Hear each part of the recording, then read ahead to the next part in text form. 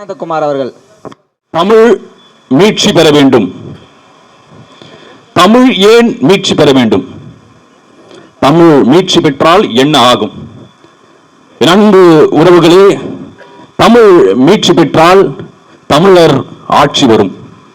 தமிழர் ஆட்சி வந்தால் தமிழகம் தமிழருடையதாகும்.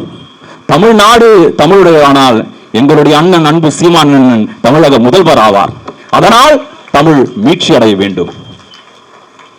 நண்பர்களே, உலகில் உள்ள பல நாடுகள் மொழி வாரியாக பல போராட்டங்களை சந்தித்து பிளவுபட்டிருக்கிறது. பிரிட்டனிலிருந்து ஸ்பெயின், அமெரிக்காவிலிருந்து மாஸ்கோ, இந்தியாவிலிருந்து ஒடிசா, இந்தியாவிலிருந்து பாகிஸ்தான், இதுபோன்று பல நாடுகள் தங்களுடைய மொழி நிமித்தம் பிரிந்து சென்றிருக்கிறார்கள். மொழி எந்த அளவுக்கு முக்கியம் என்பதை நாம் தமிழர் கட்சியினை தவிர வேறு யாராலும் விவரித்து கூற முடியாது. ஏனென்றால் நாம் பிரபாகரனின் பிள்ளைகள். மொழியும் இனமும் உரிமையும் எவ்வளவு முக்கியம் என்பது நமக்கு தெரியும். நண்பர்களே, தமிழ் மொழி ஏன் இவ்வளவு முக்கியம், இவ்வளவு உயிர்? தமிழ் எங்கள் உயிருக்கு நேர் என்பது சொல்வதற்கான காரணம் என்ன? எங்கள் வாழ்வும் எங்கள் வளமும் மங்காத தமிழ் என்று சங்கே முழங்கு. எங்கள் பகைவர் எங்கோ மறைந்தோர் இங்குள்ள தமிழர்கள் ஒன்றாதல் கண்டு. இந்த ஒன்றாதல் கண்டு பார்த்தீங்களா? ஒன்றாதல் கண்டு, அதுதான் பிரச்சனையே. நம்ம ஒன்னாக கூடாதுன்றதுக்காக தான் இவ்வளவு போராட்டம் பண்ணுறாங்க திராவிடர்கள். தமிழை ஒன்னாயிட்டா என்ன ஆகும்? தமிழர்கள் ஒன்றானால் அந்த புரட்சி நெருப்பில் திராவிடம் எரிந்து நாசமாகும். அதை ஏற்றுக்கொள்ள முடியாத திராவிடர்கள் தமிழர்களையும் தமிழின் பொறுப்புகளையும் தமிழின் பிறவிகளையும் அழித்துக் கொண்டு வருகிறார்கள். என் மொழி தமிழ் மொழி. அது சாதாரண மொழி அல்ல, அது இறை மொழி. முருகப்பெருமகனான் முருகப்பெரும்பாட்டன் அவ்வையிடம், அவ்வை பாட்டியே, உமது தமிழை அள்ளி பருகவே நான் இங்கு வந்தேன் என்கிறான். மேலும் அவ்வையிடம், அவ்வையே, என்னை 1, 2, 3 என்று வர்ணித்து பாடு என்கிறார். அவ்வையும் அழகாக, ஒன்றானவன் உருவில் 2ஆனவன், 3ஆனவன் முத்தமிழானவன், 7 இசை நாடகம் முத்தமிழானவன், 4ஆனவன் 4 வேதங்களை கொண்டவன், ரிக் யசூர் சாம அதர்வன 4 வேதங்களை கொண்டவன், 5ஆனவன் ஓம் நமச்சிவாயா என்று 5ஆனவன், 6ஆனவன் அறுசுவையானவன், 7ஆனவன் 7 இசையானவன், 8ஆதவன் 8ஆத கனியானவன், 9ஆனவன் நவ கிரகங்களானவன், 10ஆனவன் பற்றானவர் என்று பேசி முடிக்கிறார் அவ்வை பாட்டி. தமிழ் என்ன என்ன நமக்கு கொடுக்கிறது என்பதை நாம் வரலாற்றிலே ஒரு முறை சற்று பார்த்தோமேனால், தமிழ் வீரத்தையும் மானத்தையும் கொடுக்கிறது, கொடை குணத்தையும் கொடுக்கிறது. நமக்கு கடை 7 வள்ளல்கள் தெரியும். பாரி, ஓரி, ஆயி, அதியமான், பேகன் போன்ற கடை 7 வள்ளல்களை நாம் அறிந்திருக்கிறோம். அதிலே அதியமானுக்கு அங்குள்ள சித்தர்களால் ஒரு நெல்லிக்கனியானது கொடுக்கப்படுகிறது. அந்த நெல்லிக்கனியை அதியமான் உண்டால் நீண்ட நாட்கள் அவர் உயிர் வாழலாம், அதிக நாட்கள் உயிர் வாழலாம். அந்த நெல்லிக்கனியை பெற்றுக்கொண்ட அதியமான் உடனே அவ்வை பாட்டியை அழைத்து, அவ்வையே, இந்த கனியானது உமக்கு சேர வேண்டும், நீரும் என் தமிழும் நீண்ட நாட்கள் வாழ வேண்டும் என்று தனக்கு கிடைத்த கனியை அந்த அவ்வை பாட்டியிடம் கொடுத்தான். வேகன் சென்று கொண்டிருக்கும் பொழுது, இந்த உயிர்மை நேயத்தை பாருங்கள், இந்த தமிழ் நமக்கு கற்றுக் கொடுத்த இந்த பண்பாட்டை, கலாச்சாரத்தை இங்கு நாம் பார்க்க வேண்டும். பிறப்புக்கும் எல்லா உயிருக்கும் என்கிறார் நம்முடைய பெரும்பாட்டன் திருவள்ளுவர். எல்லா உயிருக்கும் என்றால் அது ஆடு, மாடு, மனிதன், தாவரங்கள் எல்லாத்தையும் சேர்த்துதான். பேகன் மழையில் நனைந்து கொண்டிருந்த மயிலை கண்டு தனது போர்வையை போர்த்தி அதற்கு அழகு பார்த்தான். 7 கொடை வள்ளல்கள் ஒருவனானான். படர முடியாமல் தவித்துக் கொண்டிருந்த முல்லைக்கு தனது தேரை கொடுத்தான் வேல்பாரி. தேரை கொடுப்பது என்றால் சாதாரண விஷயம் அல்ல.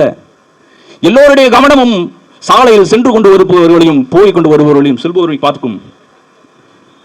ஆனால் ஒருவருடைய கவனமும் படர முடியாமல் தவித்துக் கொண்டிருக்கிற அந்த சின்னஞ்சிறு தாவரத்தின் மீது படாது. ஆனால் ஒரு பேரரசன் எப்படி அவனது கண் பார்வை அந்த முல்லை கொடி மீது சென்றது. அதனால் தான் அவன் கடை 7 வள்ளலில் ஒருவனானான். என் அன்பு உடன் பறந்தார்களே, திருப்படையினர் தோற்றாலும் அவருடைய வீரத்தை பாராட்டி அவர்களுக்கு குதிரையை பரிசளித்தான். நல்லி உலகத்திலேயே மிக சிறந்த மொழி நம் தமிழ் மொழி. அதனை நம் தாய்மொழியாக பெற்றிருப்பது நமக்கு பெருமை. நன்றி, வணக்கம். நாம் தமிழர். கார்த்திகேயன். சமீபத்தில் சில மாதங்களுக்கு முன்னால் நம்ம ஊரில் சாதிவாரி கணக்கெடுப்பு, சமூக நீதி நிலைநாட்டல், பஞ்சமர் நில மீட்பு இது பற்றி ஒரு பேரணி, பொதுக்கூட்டம், ஆர்ப்பாட்டம் நடத்தியிருந்தோம். அதை வந்து கிட்டத்தட்ட 30 வருஷமாக எந்த அரசியல் கட்சியும் நடத்தலை. பின்னணி என்ன? அதில் பார்த்தோம்னா தமிழ்நாட்டில் வந்து இடஒதுக்கீடு வந்து கிட்டத்தட்ட 69% வந்து ஒதுக்கி வச்சுருக்காங்க. அதில் குறிப்பாக பட்டியல் இனத்தில் 18% ஒதுக்கி வச்சுருக்காங்க. ஆனால் அதை எப்படி வரையறை பண்ணியிருக்காங்க, தமிழனுக்கு எதிராக எப்படி திருப்பியிருக்காங்கன்னு விளக்கம் வந்து அண்ணன் சீமான் வந்து பல மேடைகளில் பேசியிருக்காங்க. அதை பல பேர் பார்த்துருப்பீங்க. சில பேர் பார்க்காதவங்களுக்காக மறுபடியும் விளக்கி சொல்கிறேன். அந்த 18%ல் 3% உள்ளொதுக்கீடா தமிழை தாய்மொழியாக கொள்ளாத அருந்ததியர் சமூகத்துக்கு கொடுத்துருக்காங்க. இது போக மிச்சமுள்ள 15% நமக்கு கிடைச்சிரும் அப்படின்னு சந்தோஷப்பட்டுக்காதீங்க. அந்த 15லையும் முன்னுரிமை வந்து அதே அருந்ததியர் சமூகங்களுக்கு, அவங்களுக்கு போக மிச்சம் மீதி எச்சையில இருந்தா நம்ம பட்டியலின மக்கள் அனுபவிக்கலாம். இப்படி தான் வரையறை பண்ணி வச்சிருக்காங்க. சரிங்களா? இப்போ நம்ம தமிழ்நாட்டு மக்கள் தொகையில பல கணக்குகள் சொல்லுது. தோராயமா 9% வந்து பறையர், 8% வந்து தேவேந்திரர், இன்னும் 1-2% குறவர், இன்னும் பல சமூகங்கள் இருக்கு பட்டியல் இனத்துல. ஆனா அத்தனை பேரும் வேடிக்கை பார்த்துட்டு பேசாம போகணும். மொத்த 18%த்தையும் தூக்கி அருந்ததியருக்கு கொடுப்பாங்க. ஏன்? அருந்ததியரும் கருணாநிதியும் ஒரே இனம், அந்த இனப்பாசம் தான். சரிங்களா? அவரை வந்து தமிழ் இன தலைவர் அப்படின்லாம் சொல்லிக்காதீங்க. இதுக்கு மேலேயும் சொன்னா உங்களுக்கு வந்து எந்த அடிப்படை குணங்களும் மனுஷனுக்கான குணங்களும் இல்லைன்னு வந்து உறுதியாயிரும். பல இடத்துல இதை தெளிவு பண்ணிட்டு இருக்கோம். இது ஒரு விஷயங்க. அடுத்து அதையே சார்ந்து ஒரு விஷயம், அரசியல் அதிகாரத்தில் நம்ம வந்து என்ன சொல்கிறோம், எல்லா சமூகத்துக்கும் அந்தந்த சமூகம் எவ்வளவு கூட்டம் இருக்குது, அதுக்கேற்ற மாதிரி இடஒதுக்கீடு, கல்வி, வேலைவாய்ப்பு, அரசியல் அதிகாரத்தில் கொடுப்போம்னு சொன்னோம். அதை மிக சிறப்பாக கடந்த நாடாளுமன்ற தேர்தலில் நாம் தமிழர் கட்சியோட வேட்பாளர்களை நிறுத்தினாங்க அண்ணன் சீமான். அதில் வந்துட்டு நான் தனிப்பட்ட முறையில் வேற பொது தளத்தில் இருந்த ஒரு சாதியும் என்ன எண்ணிக்கையில் இருக்குது, என்ன சதவீதத்தில் இருக்குன்னு பார்த்தோம். அந்த நம்ம 40 எம்பிக்கள் நம்ம நிறுத்தினவங்கள அதையும் பொருத்தி பார்த்தா கிட்டத்தட்ட 6% இஸ்லாமியர் கிறிஸ்தவர் இருக்காங்கன்னா அதுக்கு 2-3 எம்பி சீட்டு கொடுத்துருந்தாங்க. சரிங்களா? வன்னியர் 10%னா அதை கணக்கு பண்ணி 4-5 பேர் வன்னியரா நிப்பாட்டியிருந்தாங்க. பறையர் 10%, அதே மாதிரி 4-5 பேர் பறையரா நிப்பாட்டியிருந்தாங்க. இந்த மாதிரி சமூக நீதியை செயலில் நம்ம ஏற்கனவே செயல்படுத்திக்கிட்டு இருக்கோம். இதுக்கும் மேலே கடந்த பல தேர்தல்களில் 50% இடங்களை வந்து பெண்களுக்கு வந்து நம்ம கொடுத்துக்கிட்டு இருக்கோம். சரிங்களா? அவங்கள வந்து ஆட்சி அதிகாரம் கொடுக்காம எந்த விதத்திலையும் முன்னேற்ற முடியாது அப்படிங்கிறதுல நாம் தமிழர் கட்சி என்னைக்குமே உறுதியாக இருக்கு. இதுக்கு அடுத்து இன்னொன்று முக்கியமான ஒரு விஷயம், வீரக்கலை பாசறை அப்படின்னு வந்து நம்ம நாம் தமிழர் கட்சியில் இருக்கு. வீரக்கலை பாசறை அதில் வந்து நம்ம தமிழரோட முக்கியமான வீரக்கலைகள் என்னென்ன, ஆதிக்கலைகள் என்னென்ன, அதை வந்து நம்ம மாணவர்களுக்கு, நம்ம குழந்தைகளுக்கு குழந்தை பருவத்திலேருந்தே சொல்லி கொடுத்துட்டு வந்துட்டு இருக்கோம்.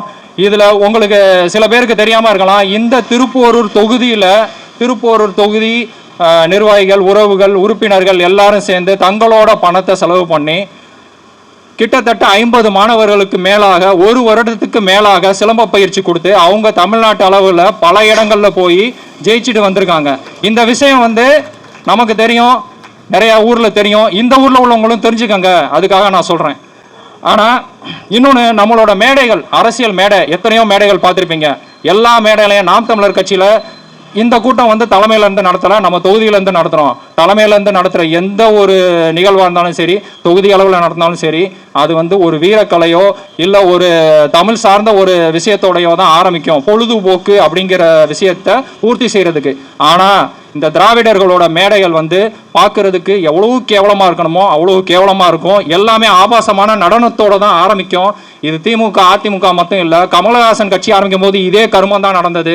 விஜய் கட்சி ஆரம்பித்த போது அதுலேயும் இதே கருமம் தான் நடக்குது. யாரை நம்பாதவங்க வேணா சொல்லுங்க, நான் வந்து வீடியோ அனுப்பி விடுறேன். சரிங்களா? நாம் தமிழர் கட்சி தான் இங்கேயும் எங்கேயும் வந்து ஒழுக்கத்தோடு இருக்கணும், நம்மளோட பண்பாட்டை பாதுகாக்கணும் அப்படிங்கிற விஷயத்தில் ரொம்ப உறுதியாக இருக்காங்க. அடுத்தது கால்நடைகள் பாதுகாப்பு. இதை வந்து கால்நடைகள் பாதுகாப்பு அண்ணன் எனக்கு முன்னால் பேசினவர் ஒருத்தர் சொன்னார், நம்ம வந்து கால்நடைகளை ரொம்ப பாதுகாக்கிறோம், நேசிக்கிறோம் அது வந்து கால்நடைகளுக்காக மட்டும் இல்லை, எல்லா பொது நலத்திலையும் ஒரு சுயநலம் இருக்கு. கால்நடைகளை எதுக்காக வளர்க்குறோம்? நமக்காக வளர்க்குறோம், சரிங்களா? கால்நடைகள் மேய்ச்சல் நிலத்தில் மேய விடக்கூடாது, காட்டு பகுதிகளில் மேய விடக்கூடாது அப்படின்னா என்ன ஆகும்? அப்போ கால்நடைகளை வச்சு தொழில் செய்கிறவங்க வந்து அந்த தொழிலை விட்டு போயிடுவாங்க. அது அவங்களுக்கு மட்டும் பாதிப்பு இல்லை, அந்த கால்நடைகளை நம்பி வாழ்கிற பல குடும்பங்கள், பல குழந்தைகளுக்கும் பாதிப்பு. எல்லா மொத்த கால்நடைகளையும் தனித்தனியாக அந்த தொழிலை செய்கிற குடும்பங்கள் வந்து அதை விட்டுருச்சுன்னா என்ன ஆகும்னா, மொத்த கால்நடைகளும் கார்பரேட்குள்ளே போயிடும். உங்களுக்கு தெரியும் ஜல்லிக்கட்டு எதுக்காக நடந்ததுன்னு, வெறும் காளமாடை காப்பாற்றுறதுக்காக நடந்தது தான். காளமாடை ஏன் காப்பாற்றணும்? நம்ம A1 பால் ஜெர்சி மாடையும் நம்ம பசுவையும் ரெண்டையும் ஒன்றாக்கணும்னா அதுக்கு பிறக்கிற கண்ணுக்குட்டி மூலமாக அப்போ அது பெருசாகி அதில் வர்ற பால் வந்து அந்த A1 பால் குழந்தைகள், சின்ன குழந்தைகள்லேயே கூட சுகர் வந்துடும், சக்கரை நோய் வந்துடும். இதை வந்து ரொம்ப தீவிரமாக செயல்படுத்துறதுக்கு பல சதிகள் நடக்குது. அதோட சதியாக தான் நான் இதை பார்க்குறேன், சரிங்களா? கால்நடை தொழிலை தனித்தனி குடும்பங்கள் விட்டுருச்சுன்னா அதோட விளைவு இதுவாக தான் ஆகும். மொத்த கால்நடைகளும் கார்பரேட் கிட்ட போயிடும். நமக்கு வந்து பசும்பால் வந்து நமக்கு வந்து வீட்டுக்கு வந்து யாரும் வந்து ஊற்ற மாட்டாங்க. ஒரு பாத்திரத்தில் ஊற்றுற கதையே இல்லாமல் போயிட்டு எல்லாம் பாக்கெட் பாலாக அதில் பண்ண வேண்டிய ரசாயனத்தெல்லாம் பண்ணி முடிச்சுட்டு நோயோடு நம்ம வீட்டுக்கு வரோம். நம்ம அதை சாப்பிட்டுட்டு நோயாளியாக கூடிய சீக்கிரம் ஆயிடுவோம், சரிங்களா? அதுக்காக தான் மேய்ச்சல் நிலம் நடத்துகிறாங்க. இதை வந்து சில பேர் என்ன பண்ணுறாங்கன்னா, அண்ணன் சீமான் வந்து மனுஷங்கள்கிட்ட பேசி பார்த்துட்டாங்க, எடுபடல, அதனால் இப்போ மாடுகிட்ட பேசிகிட்டு இருக்காரு அப்படின்னு சொல்லிட்டு மீம்ஸ் போட்டுருக்காங்க. முட்டாளுங்க. அது மூலமாக வந்து யார் பாதிக்க போகிறா? வெறும் கால்நடை தொழிலை செய்கிறவங்க மட்டும் பாதிக்க போகிறதில்ல. எல்லா குழந்தைகளும் தாய்ப்பால் குடிக்குது. 6 மாதம் 3 மாதம் இல்லை 1 வருஷத்தில் அது பத்தாமல் போயிடும். அதுக்கப்புறம் எந்த ஒரு குழந்தையும் குடிக்கிற 2வது உணவு வந்து மாட்டுப்பால். அது வந்து சிறப்பாக இருக்கணும். அதுக்கு வந்து நம்ம கால்நடைகளை பாதுகாக்கணும். இதுக்கு தான் இந்த மேய்ச்சல் நிலத்தை மேய்ச்சல் நிலத்தோ எங்களோட உரிமை அப்படின்னு சொல்கிற மாநாடு பொதுக்கூட்டம் வந்து மதுரை பக்கத்தில் நடக்குது. இது போல் பல விஷயங்கள் இருக்குது. நாம் தமிழர் கட்சியோட கொள்கைகளை சொல்லணும்னா சொல்லிக்கிட்டே போகலாம். நீங்கள் அதிகாரப்பூர்வ வலைத்தளத்தில் போய் பாருங்கள்.